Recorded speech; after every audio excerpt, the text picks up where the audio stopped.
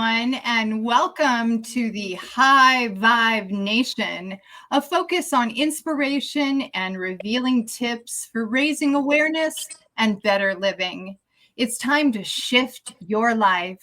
Hosted by Sherry Gideons and Pamela Aubrey. So today we want to welcome Bill Janeshak. After a health transformation in his life, Bill decided to become a chiropractor and believes in never stop learning, which has brought him to his personal brand, which is healing under the stress model. His magic is to take the scientific and bring it back to the energetic point. Well, what is that? Energy, nutrition, and chiropractic health, and so much more. Even the rabbit hole, he says. Welcome, Bill. Well, thank you. Thanks for having me on. I'm honored. I'm number two. Welcome. Great to have you here. Oh, it's great. So, how's everybody doing? We're doing awesome. Amazing. Is everybody vibing a high vibe? We are high vibing. That's the most excellent way to be. We're finding all this stuff going, and I'm excited about you guys having me on because it's we've been going through this whole change, and we have I know that we've talked offline, and there's so many blessings that have come out, and just the way that, like I said, as we're coming together and everything else. I've had more positives during this time than negatives, and like I said, so I'm always excited, but I'm especially excited today. I'm happy to hear that, because really, isn't that what it's about? It's about really helping others tap into that enthusiasm, that excitement, that that higher feeling of joy and happiness. I feel you. I feel you exactly. And not only that, it's your show, and we talk a lot about the high vibration and the frequency that we're bending like that. And as you mentioned in my bio is I've always been a translator of that, because you get the people that they don't get it. And they're just living the life that their parents told them to live and everything else, and just like that. And then and I have patients and everything that they're deep into the woo, and it's and I've always found it fascinating that when you get these dirty hippies and everybody that's just down and just spiritual, and we're all open and everything like that, and then you get these scientists that are all talking about the same thing. They're all talking about energy and how to use it. The Einsteins, Teslas, Hawkings, they just happen to have a mathematical model for doing that. And then you have other people that, when you're open and you're in that, you feel it. And sometimes it's just marrying those two. Right. I think absolutely. Yeah, I mean, what are your thoughts on that? Do you guys? I love that you said that. Yeah, I mean, to me, a lot of what is amazing beyond the kind of woo-woo feelings of it is the science of it, right? Because I mean, it's like it gives you this whole different perspective on what it really is. And when you talk about people like Einstein or Tesla, they even said themselves a lot of what they knew, was given to them. And I truly believe that that's why, because they were able to tap into, the deeper intelligence within them and to access that information through their spirits. Yeah. And you know what? That's what always excited me. Growing up, all kids are more intuitive, and they're more in tune because they're newer. So they haven't had years of new programming and beaten down and having it. So as children, we all innately know things, right. And then as we kind of go along, and this is what always excited me, and this is how I became a neuro guy. So just briefly with my story is that I had epilepsy growing up. And I always had these seizures, disorders. I was always on medications, and I was also an athlete. I went to my mom dragged me to chiropractor for a free exam. And I think, what's that quack trying to do to you, Mom? Right. I went in there, no symptoms, nothing. Like I said, I was an ex-athlete at that point. I was retired very early. I say that with meaning that I was fired. But I was still an athlete. I was always in shape. And then I go to this quack, and he starts telling me all the stuff that's wrong with me. And I'm like, what's your problem? And in my paperwork, I didn't put anything down. He said, my neck was out. And he said, well, if you have this, you could have headache, neck pain, and epilepsy and stomach problems. And I went, I said, I bet my mom told him, she dropped the dime on me over there. And that's why, this guy's trying to upsell me. Because I was probably 22. So in life that 22 is the peak of your learning. Other than 15, 22 is the next one, because now you can legally drink. And so I just got curious. And I remember where I was standing when I had a first paradigm shift, because I said, well, I have epilepsy. I said, I'm sure my mom told you. And he's going through the paperwork. And I said, oh, no, I didn't write it down. That was for my real doctor. You don't, I'm sure that, you don't know. And then he explained to me, he said, well, did they ever find out what was wrong with you? I said, well, I have to take medication. And he said, so they diagnosed you with a deficiency in Dilantin? And I went, well, no, but I have to take because I have a chemical imbalance. And it just happens to some people. So it happened to you when it started when you were 4. Then he explained the wellness model. And I could feel my face shifting as my brain was, and I went, So long story short, that's how I got into chiropractic, and I kept studying this stuff to prove him wrong, because I was a smart aleck kid. And the more I went down, I think that was my first rabbit hole. First I went down there, I'm like, hey, that does do this. And how come my doctor told me this? And then I learned that medications weren't all that great for you. And I'm like, how could it be? My doctor gave it to me. He loves me. But then that's when I got into chiropractic school, and we started opening up the brain, and everything was related back to the nervous system. And I'd always been into nutrition because, like I was an athlete and I wanted to get yoked and stronger and bigger, and you know how that is. And, in the 80s, you remember the nutrition was like, okay, fats, carbs, more calories. Yep. Eat a lot of eggs. Bodybuilding world, boy. Yeah. So as I went back and I started looking how nutrition feeds into the body and how the cell, and I was like, whoa, this is so cool. The body is so cool. And so I got really good at body stuff. And I'm a really good diagnostician, especially from holistic and movement. And I have my kinesiology stuff going on. And then I add nutrition to that. I'm like, oh, I'm awesome. And I would do a great diagnostic. I would do things, and I would have patients that would follow through exactly what I said, and they still weren't getting better. And I'm like, what's going on? And then I came across, I said, stress is physical, chemical, emotional. And I'm like, emotional? I'm going, yeah, but that's psychology stuff. And I had always been into personal development, and we got into it from that point. And I started going, wait a minute, if the mind can do this, and this is pre-Dispenza and stuff like this, because I was going to ask you, yeah. Yeah, and I remember the first time that I saw Dispenza was 20 years ago, probably, and I thought, what a hack! He should be adjusting spines and taking care of people, and I didn't revisit him until that was before What the Bleep and everything. Yeah, I remember when What the Bleep came out. And for those of you listening, he's talking about Dr. Joe Dispenza.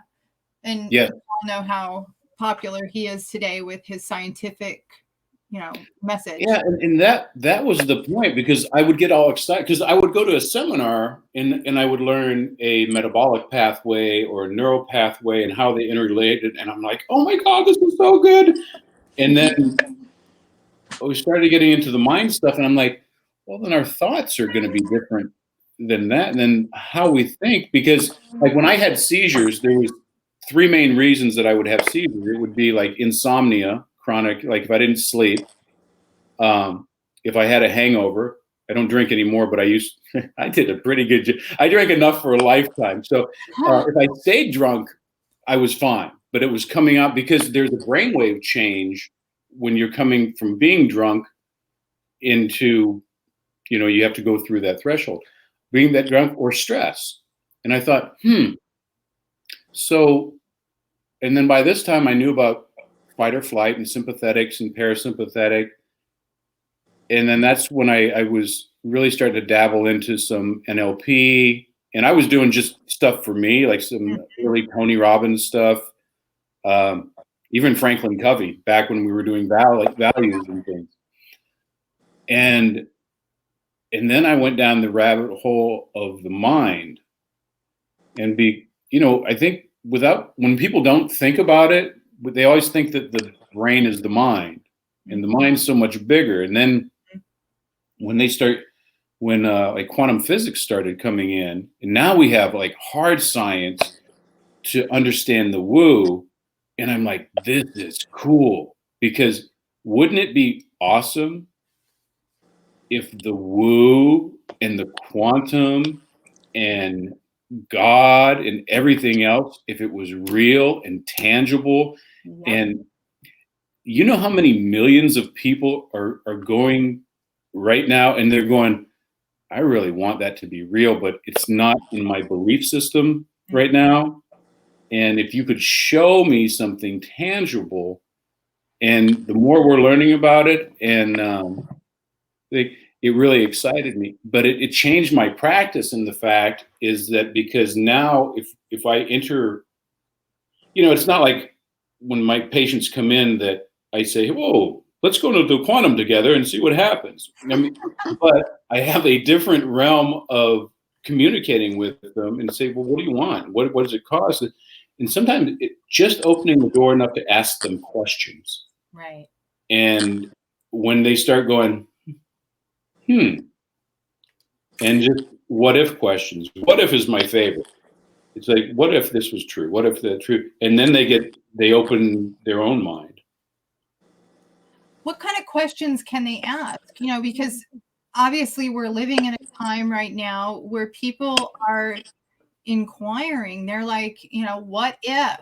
And I know on a lot of levels that has stemmed a lot from fear, and the idea of, like my brother said the other day, I'm getting all set up for the apocalypse. And, and he's telling me, oh my God, there's not going to be enough meat. And, so when the focus is fear and the focus is negativity and the mind is moving in that direction, what are some questions people can ask themselves or ways to think that will move them more in a direction of positivity, or even just for a second shifting?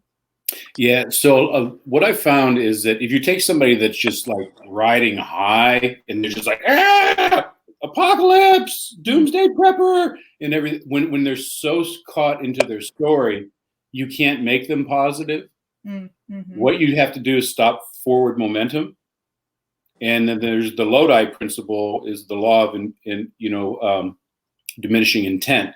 So the further they get away from the decision making. So if you have somebody that's right in here, you just have to slow them down at first and then stop them for a minute. And that's their pattern interrupt. So if somebody's like that, sometimes I ask them, I said, what's your favorite Disney movie? Because then that just that gets them off that track for a second. Sometimes that interrupt, they'll say, what? I said, well, I was just thinking, and then I can give them an example. I'm a big fan of the hero story, or the hero's journey, and where, the hero always takes his call for adventure. He goes out on an adventure. He has some challenges. He meets a mystical, guru that teaches him something. He has to slay the dragon. And in that slaying that dragon, he becomes a new person, and he comes home. And he comes home with a story. And the story is that this is what's happened. He's transformed. So, I mean, that's the basis of all the great movies, but it's the same thing that we do. What I kind of think about on people, if I can go into a hero's journey, and when we tell stories, if I tell you the story about when I was a sophomore and I had this one class, I really didn't like it and I wasn't engaged, but there's a really cute girl that was next to me and I had a big crush on her. So as soon as I'm talking about that, you're not listening to my story, you're reliving your story about when you might have been in 8th grade, but everybody had that crush that was going on. And then you break their pattern. Those are the questions you can ask almost anything, but then you ask the what if questions going. So in my practice, people generally will come in, they'll have headache, neck pain, back pain. I'm not digesting food. I'm inflamed every day. And, my doctor has me on these pills. I say, okay, well, I understand you have all that. You allow them to have their story because you don't want to say, no, you're wrong. You're stupid. Listen to me because I'm a hippie and we're tree huggers and we can do everything and just come into the quantum with me and it'll be so great. You have to take them where they're at and you ask them the question. So, well, what if there was a more natural way? And I don't know if there is for you, but what if there was another one that would help you just kind of alleviate the pain, maybe like 20%, and wouldn't do any of the damage that is getting done? Is that something? Oh yeah, that would be cool. And then you stop, and then you turn that momentum, and he said, so if we can get your pain down about 20% and we get you moving a little bit better, based on how you are, if we get you moving together and less inflamed, how much impact do you think that's going to have on your day? Oh, well, I would probably get X much more work done. I could do this. Okay. And then you just take them down what if questions and you stop them about, what if we got you over this and I don't know, we got you running that triathlon that you wanted to do and and you can take that what if, you can take them on their own hero's journey. But those are the kind of questions you just on them in specific. But Pam, like when you're doing EFT, it's the same thing, right? Because you're doing a pattern interrupt as you're introducing their chain and you're putting them in gratitude and you're releasing everything. I mean, isn't that exactly? Yeah, very much so. Yeah, it is. It's very similar. And sometimes, and EFT is interesting in the sense that sometimes you don't even talk about whatever it is. I mean, sometimes you're just allowing the body to let go of it and without even having to bring it up. So, it is interesting how similar they are in some senses, but then, how there's kind of these unique approaches too. And sometimes people don't want to have to talk about it, and so that can be a benefit too. Well, when me and Joe Ingram, the BDC genius, when we started unpacking, one of the things was that we didn't want to have people relive, the crap that they've gone to, the things that they've picked up. And when we're getting into the subconscious, which is the gateway to your mind and your potential or your limitless potential, there's lots of ways to get in that. We can meditate, we can pray, EFT, timeline therapy, whatever it is. There's more than one way to skin a cat.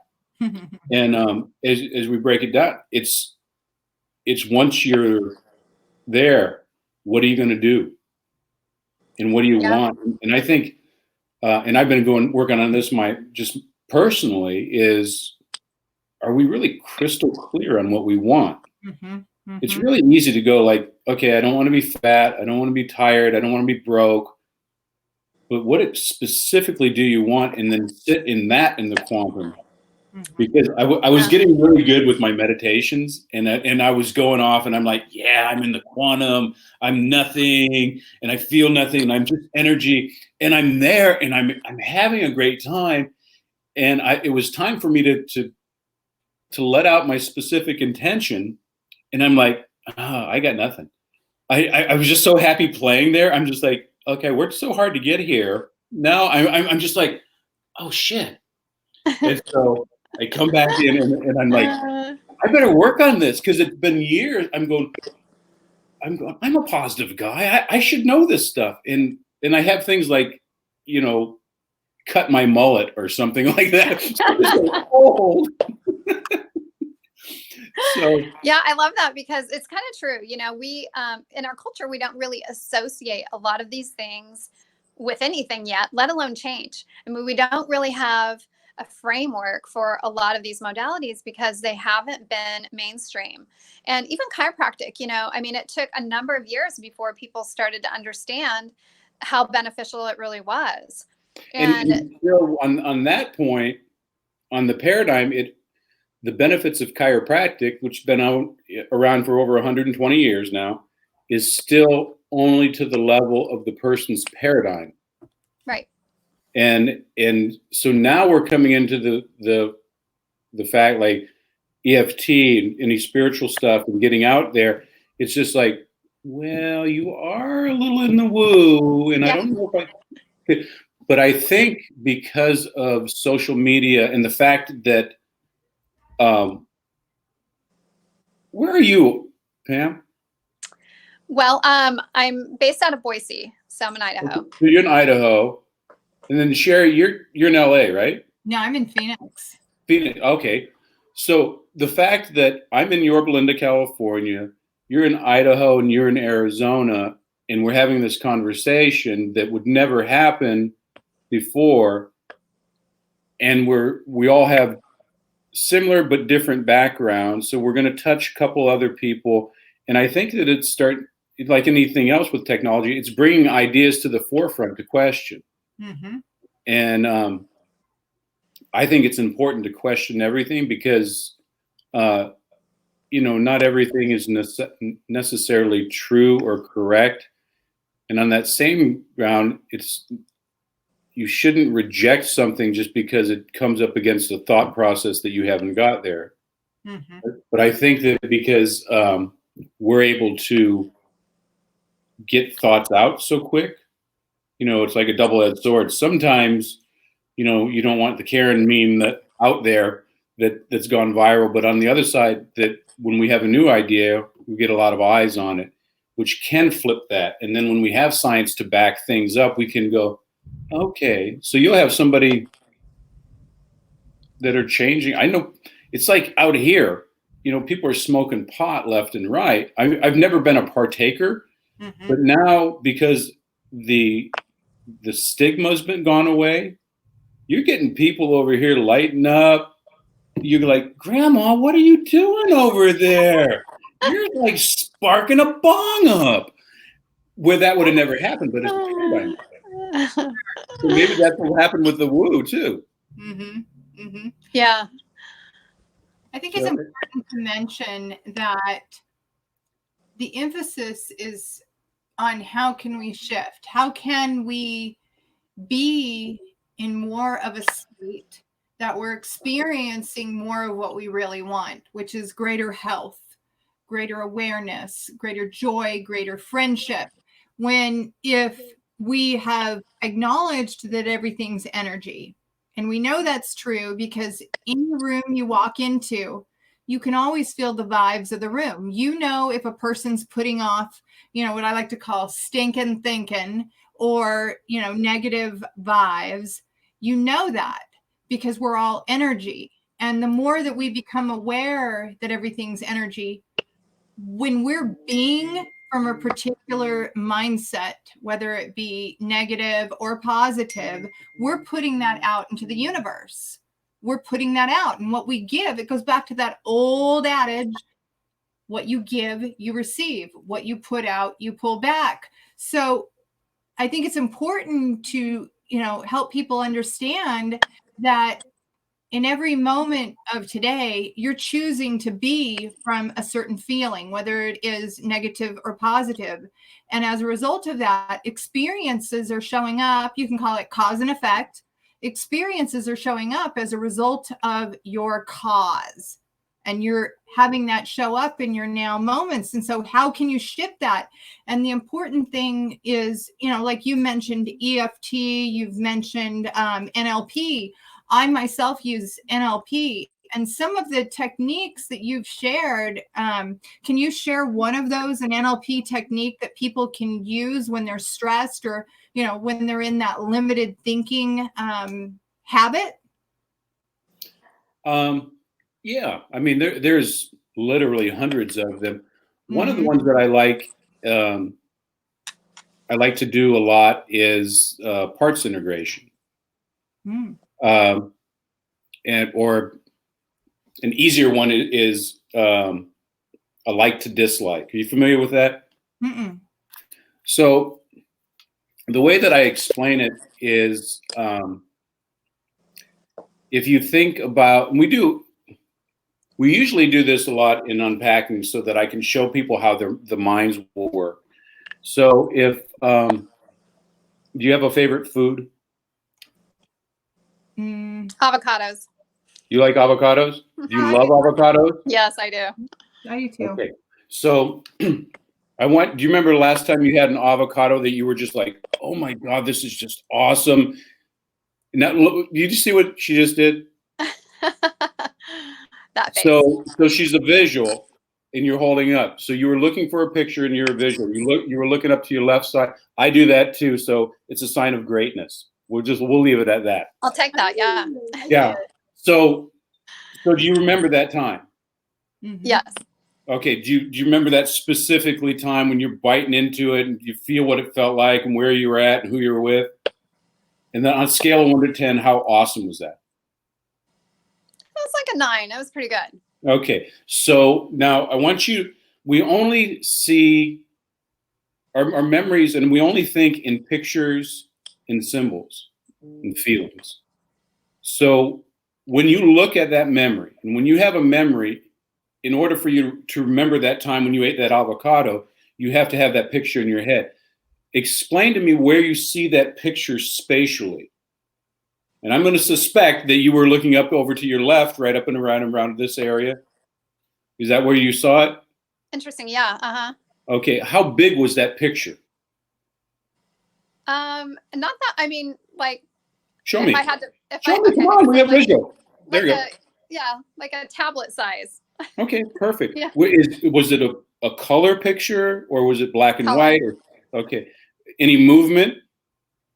Yeah, a little. Yeah. I mean, it was kind of almost like a movie scene. Okay, perfect. Like a clip. Yeah. So, any background music I'm having avocados. This is great. Anything like that? Not this time. Okay, perfect. So, look behind you, Pam. Do you smell? Is that toast? Is there something? Okay. So, I'm sorry. I get distracted sometimes. So, Pam, now is there a food that just makes you just gag, just the thought of it, or you ever got sick on food? Liver and onions. Oh yeah. You know what? For the years I've been doing this, that's the number one. How liver funny. and onions. No way. I happen to like it. So, can you remember a time when you had liver and onions? When the last time I had it? Anytime. Oh yeah, I remember. I came up with a system for how not to eat liver and onions. So do you remember a time when you bit into it and you tasted it? Yes. Do you remember that specific time? How old were you? Oh, probably. Well, I mean, I ate it growing up, but I remember somehow around 10, it was kind of like, I'm done eating this. Okay. Do you remember the specific time when mom served up or dad or whoever served up the liver and onions? I actually distinctly remember one particular dinner where I figured out how to not have to eat the liver and onions anymore. Yes. Okay. Did you get to taste it that day? I did taste it. Okay. What kind of face did you make when you tasted it? We were not allowed to make faces. Oh, wow. Military family, I see. So do you remember, like, were you at the kitchen table? Was it a family meeting? Dining room table. Mm-hmm. So when you look at that memory, where do you see that memory? Spatially, where you're at. That's a good question. It's kind of almost, I don't know. It's like I'm in it, like it's right in front of me. Yeah. I don't have to think about it really. Yeah. So if you did think about it and you looked at it, where would it be, like right in front of you here, or it's off to the side? It is. It's kind of, yeah. It just feels like it's maybe a little off to the left, but it's still kind of like right there. Okay. So if off to the left. Is there movement in that picture? Is it black and white? Not a lot of movement. It's color. It's color. Is there a frame around the memory? Yeah. You Yeah. do like that. Again, like the tablet sort of thing. Same thing. On a scale of 1 to 10, how would you feel about that liver and onions? 10 being the worst. 10 being worst and 0 being I'm fine with. I love liver and onions. Right. It's probably like a 14. Okay, perfect. What? That's not smoke behind you though, right? That's not smoke. It's okay. What is that? Is that a picture? I don't know. Well, you're good. Sorry, I just get distracted on that. So let's go back to the liver and onions that you had. And how did you get around not eating them? So I spit them in my napkin. Nice. Yeah. Nice. You're wiping your mouth and then just. So this goes into your subconscious, your trustworthiness now that we can't trust you. And you're telling everybody out there the same thing. Right. But I want you to look at that liver and onions, and you're just like 14, and it just sucks. Look at that memory that you had, and I want you just kind of make the colors of that just a little bit more brilliant, just more Technicolor, bringing out like that, and just take that, just like you'd fiddle with something, and if your picture's like that, just make it smaller, and then just kind of put it off to your right a little and lower. How does that feel? It definitely feels like it's further away. Like Okay. It's not as significant. So it's further away. So scale 1 to 10, what would you think about liver and onions? Probably about a 7. A 7. So I want you to take that picture and I want you to lift it up, and I want you to put it over onto your left. Okay.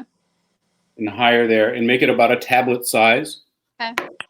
And your favorite music in the background, moving around, jagging like that, and everything of like that. On a scale of 1 to 10, how would that feel at that point? Maybe like a 5. 5. So I want you to take that same color, just Technicolor, moving around, tablet size, and I want you to move it down to about an iPhone size, and just push it back 2 feet. Just 2 feet up, just kind of just drifting off, and it's just out there, but not near you. On the scale of 1 to 10, how does that change anything? Maybe like a 4. 4. So I want you you're going to have that memory, and it's your memory, so you get to do anything you want with it. And I want you to just pretend like it's like on a Lazy Susan, but a real slow one, almost like a display, and just have it turn around and point away from you. Okay. How's that feel? That drops it to about a 0. A 0. So I want you, as it's kind of going away, just have it float off. Yeah. Perfect. And just get it out there. But I want you to watch it float off a lot, like up, like that. And it's just going up and up until you just see this dot right in the middle of the sun. Okay. And then you're going to watch the dot just slowly disappear into that. And it gets so tight that it just kind of gets on fire and just kind of turns to ashes and just slowly disappears. Yeah. At that point, where are those liver and onions? Gone. Gone. So you know the sound that like a master lock makes when you're just kind of slam it. I want you to look at that picture over there as your liver and onions and hear that sound as you lock that in to your new portion. From this point on, whenever you think of liver and onions, you're going to think of it up there, and when that's going to be you're engaged at. So that is you see, and this is what I like to do with people, because one, it shows that you can change things just by the way you they're called meta programs. It's how you picture that thing in, and you have to have a cause and effect.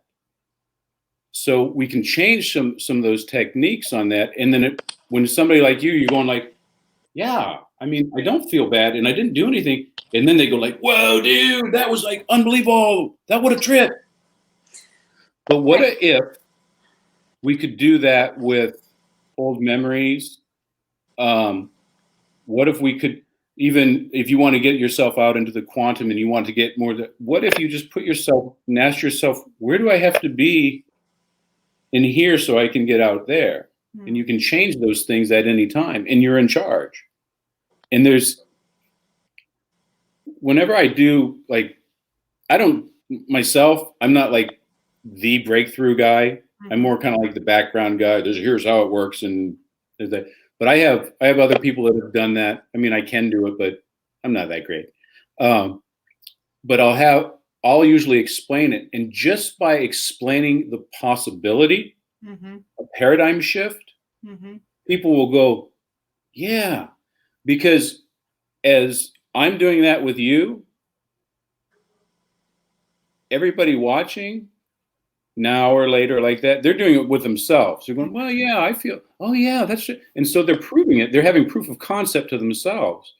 And so that's one of the questions that you ask. When you ask how we can vibrate higher, one is get rid of the old stuff and know that we're in charge of changing things, because sometimes, it's hard.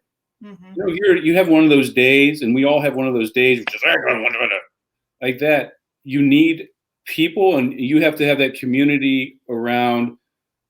Sometimes you need a hug, and sometimes you need a slug, and somebody just needs to pop you right in the throat and just wake you up. Just quit being a jerk. Okay, yeah, and then lift you up together. But when you were talking before, in my humble opinion, the way we change the vibration of a room is we all three walk in together, laughing and in gratitude, high five, high five, however we're going to do that. High five, get up there. Yeah, we'll get it all over. Because our energy vortex that we're creating will supersede theirs, and we'll create a gravitational pull. And just like we might not take you from a 14 to a 0 like that, but if somebody's a 14 in a crappy Eeyore mood, and we bring them down to a 3, which makes them just hard to be around, but not suicidal, that's a victory. Because people aren't going to walk around suicidal all the time. And then pretty soon this person gets in the habit of being in a good mood, and they become part of our vortex, and we get bigger, and we vortex around, and then we pick up somebody else. It's a gravitational pull. And the fact that, like I said, the fact that we're having this conversation and we're connected energetically across states. Well, I'm in California, you guys are in America, so it's a little different. But the fact that we are connected means that, who are you connecting with over there? And then you're connected to my people, and oh my gosh, I just want to sing Kumbaya right now. Don't you? I want to hold a hand and hug and just sing Kumbaya. Well, so, I really love that though, because I love how that can take place, for someone, for something that's happening right now and just maybe a state or a moment they're having, but it can also happen for, patterns that they've had for their whole life. So it can be so small, but it can be so significant. Yeah. And I see this all the time, because so people, again, they come in me with physical issues, and it's the exact same thing that somebody, and Sherry, you'll know this from bodybuilding world. If you're squatting and one of your feet come out just a little and the other one stays the same, you may not notice it, but you're firing and you have different muscles under tension and different loads. So after 100 reps, you're moving some. Well, just like the song is, leg bone's connected to the hip bone, and then people end up in 6 months from them, they go, I don't know where this came from. It just came on all of a sudden. Well, it didn't come on. It's just these small little things, these patterns that created a bigger thing. And the same things go on emotionally with our habits or our patterns or just our thought process. If I think my neighbor's a jerk and he's only kind of a jerk because the dog pees in my yard or something, well, that's a tick that I'm having. And am I taking that emotion around the corner to my next neighbor or to the stoplight? And it's these little things, and they're cumulative. Well, it And happened like it's that habit. to me too, around so many years of lifting heavy weights in the bodybuilding industry. And gosh, about probably 4 years or so ago now, I woke up one morning and I had some really bad back pain. And at first I thought, I just slept wrong, what have you. And then I got to the point where I couldn't get out of bed anymore. I couldn't do the simple things, like put clothes in the washing machine and pull them out, or dishes in the dishwasher and pull them out. And so I finally go and have an MRI done, and they say it's degenerative disc disease. And I had to have a lower fusion. I had to have my back replaced. But even when I was told the diagnosis, I still didn't let that stop me and think, oh my God, you know what? There's something wrong with me and I can't do this and I can't do that. I ended up having the surgery because I knew it was a great, alternative, because in my case, I no longer had any discs. They were just completely gone. They say with degenerative disc disease, what happens is you basically poop the discs. They turn to powder and you poop them out your waist and they just collapse on top of each other. And in my case, I had to have a lower fusion. So as a result of that, instead of focusing on it was going to be a long recovery, I put my attention on that it was going to be ease and grace. And then I was going to get up every morning and I was going to, do what I could to keep movement going in my body. And I healed. My doctor said, you know what? I healed like faster than any patient he's ever had. And again, it's that attitude that you go in with, because people will come in all the time with their beliefs. Mm-hmm. And I get patients all the time say, well, my neck hurts. How long that's been hurt? Well, it's been hurting on and off, but and then they tell me their story. Oh, it's just because I do this, and if I rest, it goes away. Well, the problem doesn't go away. Just that pain in the moment goes along. You still have the condition. Sure. It's sort of like, well, I have diabetes, and when I eat the box of Twinkies, I go into a little bit of a coma. But if I take my insulin, I'm just shaky a little. So I'm good. Mm-hmm. And that's the thought process people go. We've been trained, lied to for so long that we are all how we feel in the moment. Mm-hmm. And if you think about anything great Mm-hmm. that we have is a pain, it's a suffering. Mm-hmm. Jesus carried a cross to suffer for us. The Stoics will tell us that we have to go back over and we have to suffer through that thing. Napoleon Hill tells us that every seed of disparagement has a seed of opportunity in it. Mm-hmm. We're learning these lessons all the time. So if you have back pain and you go, oh my God, you have a degenerated disc. That's the history of problems that you had in the 80s. Yep. And it's not your reality. Now you get the results from that. Those are your consequences. Mm-hmm. But now you take with the best thing that you have from this point on, and you get better. Mm-hmm. And you become the best version of you with what you got. Mm-hmm. All right. Do you have a 22-year-old back now? No. But you got an awesome 55-year-old back. Heck yeah. Or no, you know what? No one knows how old. We'll say you're 29. Oh, my age. I was gonna say. I know. We You're just only called you 25, out. aren't you? Well, I had to, because no one else would believe you look so young and beautiful. Thank you. And dang. But point being is that we judge too often or too early on that we're this and we're that. When I stopped, I told people I'm getting really, really lazy. I'm not reacting to things anymore because I don't know the outcome. Say, well, my truck got stolen. I wonder what that means. And just wait for the answer and just go like, oh, well, that's it.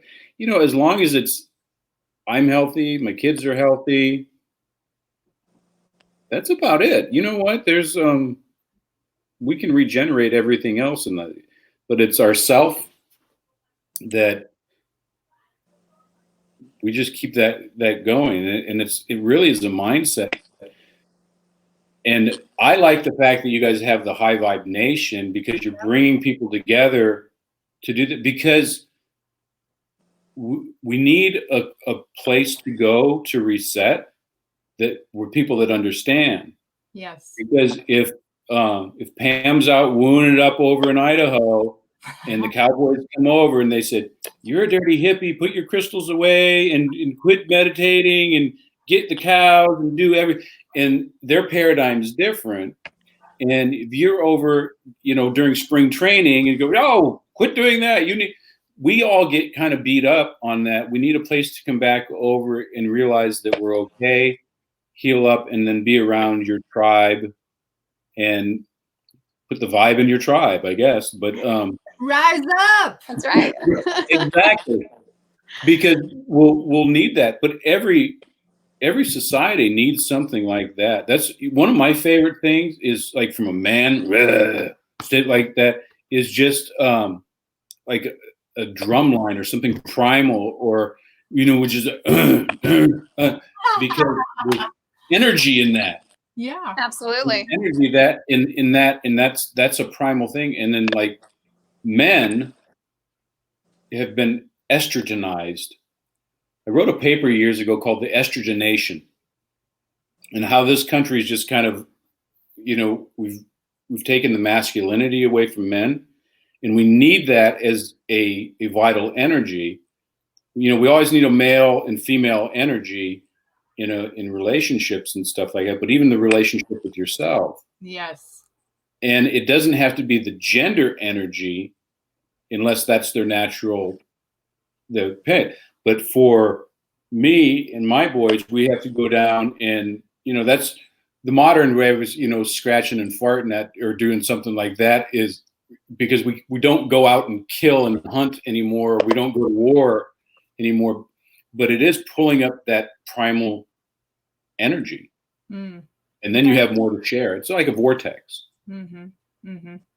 Are you teaching them as boys to connect to that softer side of them as well, which is more about expression and, not holding things in and being willing to talk and discuss and, what I've found is, and I'm not trained in this at all, so take it with a grain of salt. But there's the joke is we'll always joke, "Well, I'll wear a tutu because I'm secure in my masculinity." It's been a long time joke, but if you know who you are, and you know that you're strong, and I'm protector, and I am Gorg, the savior of the tribe, and me hunt. If you're like that, you have the ability to be soft, because soft does not mean weak. Vulnerable does not mean, that you are weak or you're going to like this. And if you have enough true masculine energy, you can be, you don't hold things. It's not, the 1930s dad who just basically work and I provide, and what I say is, there's actually movement. There's some communication. And I think the best communication is with yourself, because if you're not clear on who you are and what you do, then you can't share that with anybody else around you, and that interrupts with your relationships.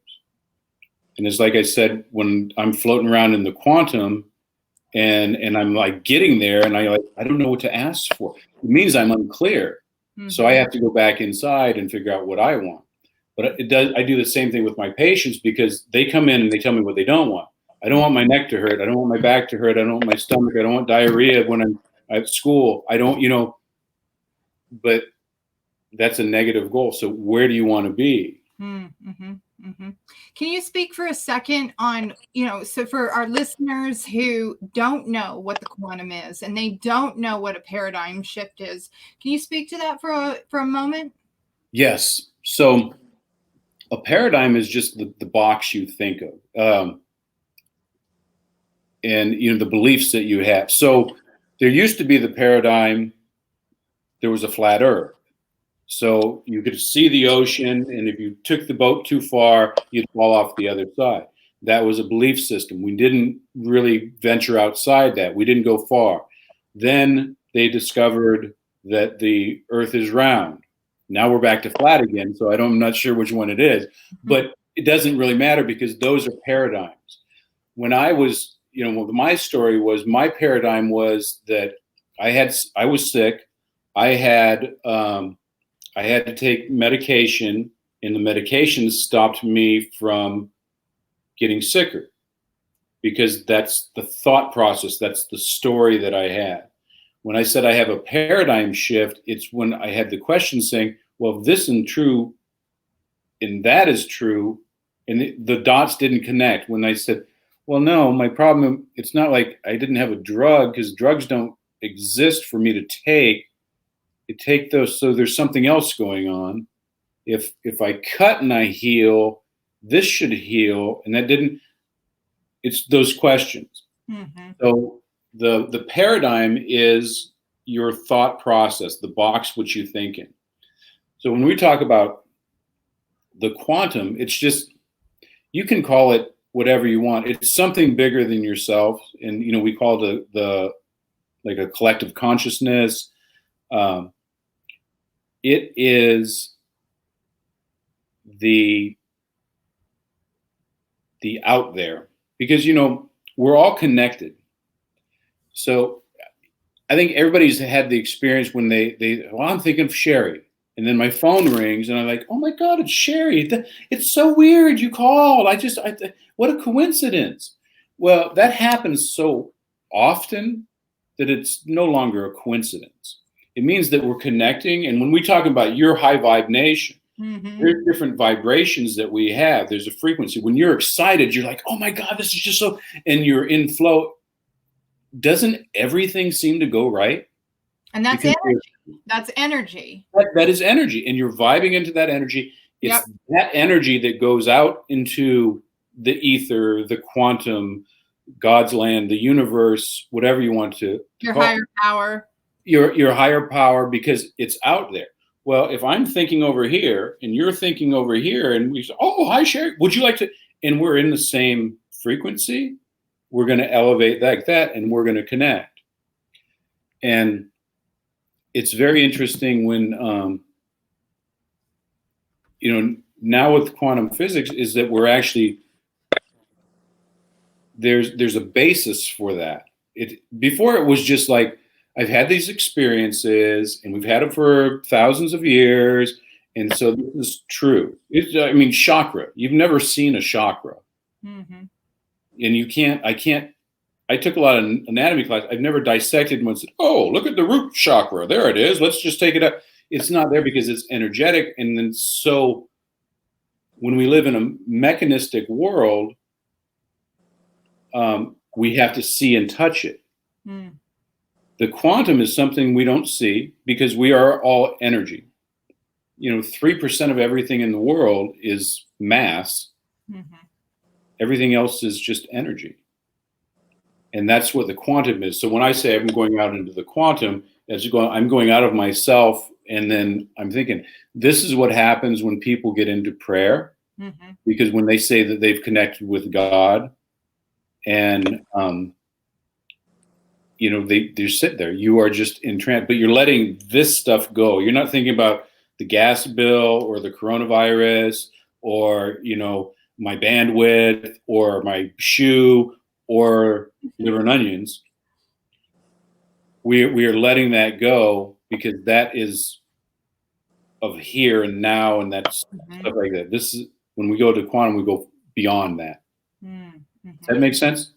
Yeah, it makes me think too of where I've gotten to in myself around being in the now, because you can't change what you're not aware of.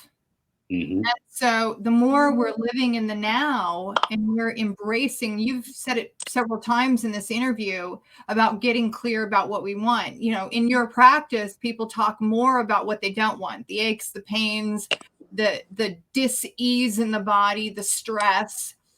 But when you ask people what they really want, I can't tell you how many times in my coaching business I hear them say, I don't really know what I want.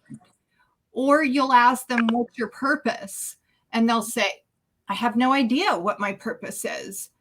And so yesterday, a fellow friend of ours, Bob Donnell. Good old Bob.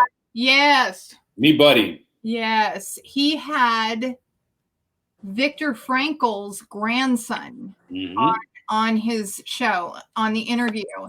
And for those of you who are watching, Viktor Frankl was the man who wrote the book, Man's in Search of Meaning.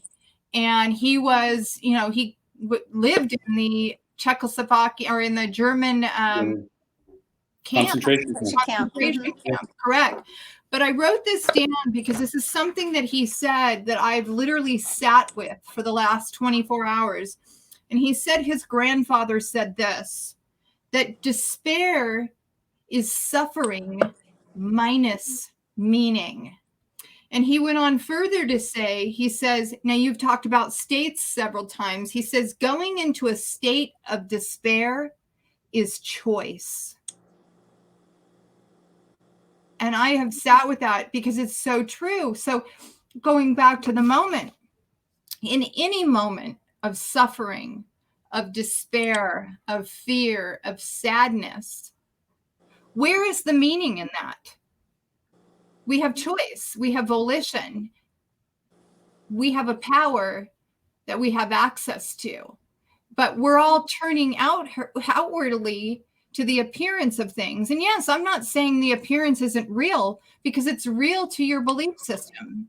It's real to the degree that you allow in here. And so, when I sit with this in living in the now, where am I finding meaning in the moments of today? How am I connecting with that? Well, the interesting thing, so we just finished up with Easter, right? Right. So Jesus walk through up to his crucifixion was called the Passion. Mm-hmm. And do you know the definition of passion? What? So it means to suffer for. Mm.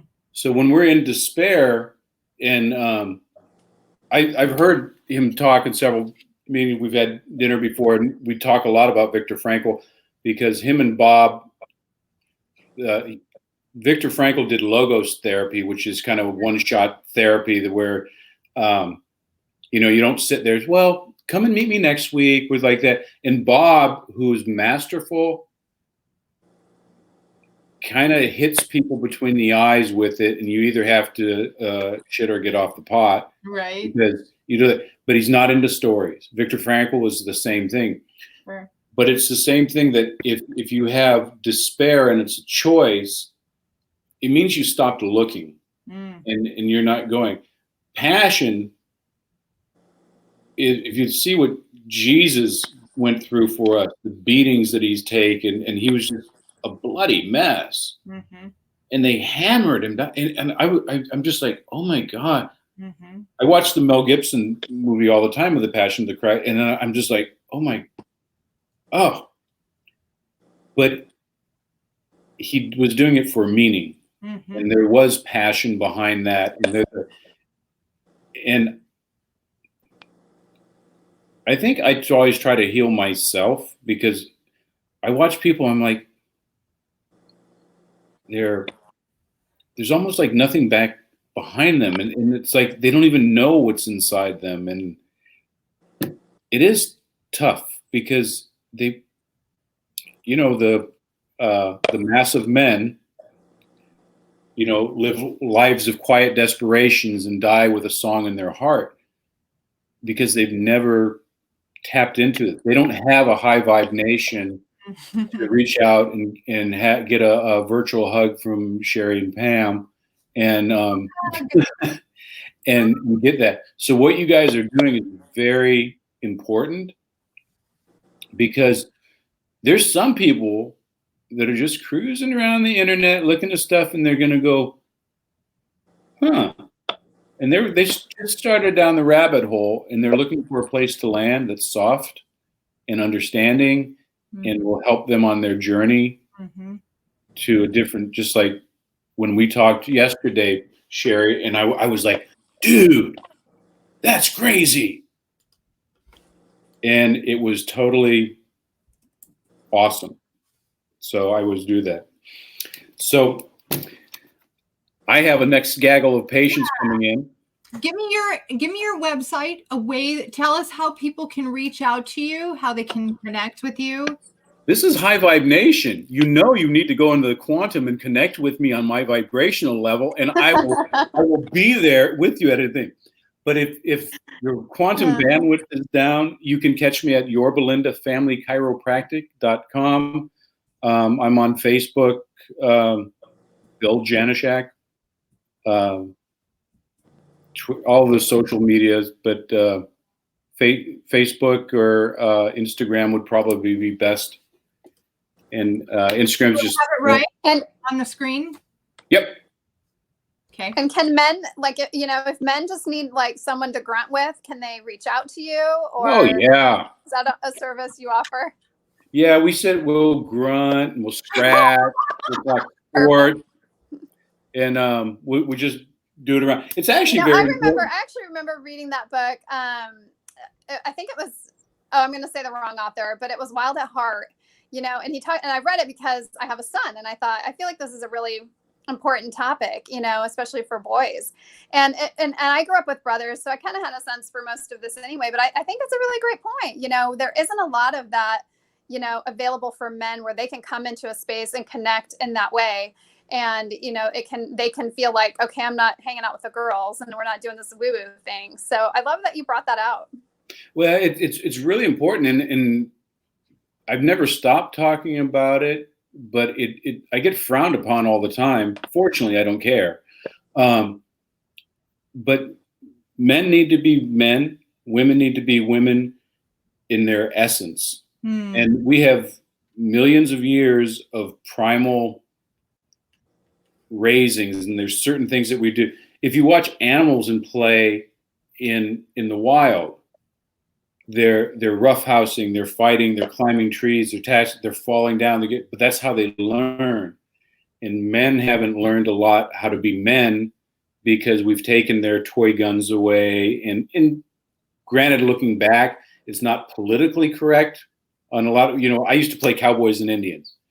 I would be suspended now if we played that at all, but it was still, the essence of the game was still there. We would run up and we would take things and we would fight and win, and we were warriors. And now that warrior spirit is lost in entrepreneurial world, because now you have to have a different type of energy. You have to have a masculine energy to come out to conquer, and it's a different animal. But anybody that wants to grunt and scratch, they can come on right over. There's some high vibe men out there too, so I think that's important. There is a place for the high vibe men too. That's right. Absolutely. So thank you very much. I'm honored and privileged to be with you. Awesome. We'd like to thank every one of you for joining. My name is Sherry Gideons, and this is Pamela Aubrey, my co-host. This is the High Vibe Nation. If this has resonated with you and you want to share it out, we'd greatly appreciate it. Any hearts you can give, awesome. We thank you for that, because it helps us to get noticed more on Facebook here. And that's really our message. Our message is it's time to rise and shine and to really be yourselves. And we want to bring that forward here on our show, the High Vibe Nation. Any last words, Pam? Just thank you, Dr. Bill, for being here. What a pleasure. This was such a joy. And thank you all for watching. All right. Bye-bye. Yay. Bye-bye. Bye, everyone. Thanks.